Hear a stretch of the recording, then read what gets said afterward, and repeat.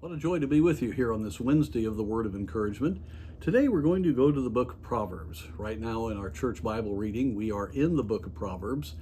And a verse that's often quoted when we face national distress or we're frustrated with leadership of our country or our state, and we feel a little bit helpless because of some of the things that are coming down to us, we come to this verse. We've been just a few years ago, in fact, when we started these times together, this was one of the things that caused it, some of the distress that we had over what was occurring in our country.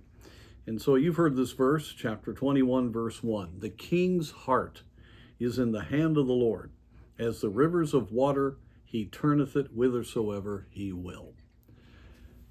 We've got to learn not to be discouraged about the situation at hand. Daniel certainly could have been with Nebuchadnezzar, and Nehemiah could have been with the Persian leadership there over the years. And you go right down the line. Jeremiah had to go through it with several wicked kings of Judah, and Isaiah and so forth. It has been an issue all throughout history. And we need to stay encouraged in the Lord, because if we're praying and if we're serving the Lord, and our burden is not for things to go well for our sake, but our desire is for the work of the Lord to be able to go forward unimpeded, then we'll be free in our heart to believe that God is working.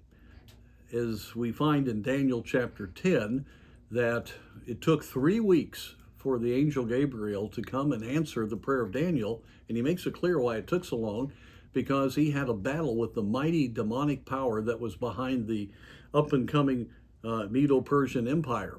And this, of course, came to being. They became the great power, and Michael the archangel had to release him. Well, we can't see those things unless God tells us about it. And so God is working, and when God's people pray, God can change things. Just in the last few years, we have seen some things happen we couldn't have predicted a few years ago. There have been laws made, there have been protections put in that have stopped some of the great encroachment on religious freedom. Just a couple of years ago, we were all in very great worry about the continual encroachment upon the free exercise of religion and free speech. And we've had some reprieve on that. Well, that's what this means. The king's heart is in the hand of the Lord. As the rivers of water, he turneth it whithersoever he will.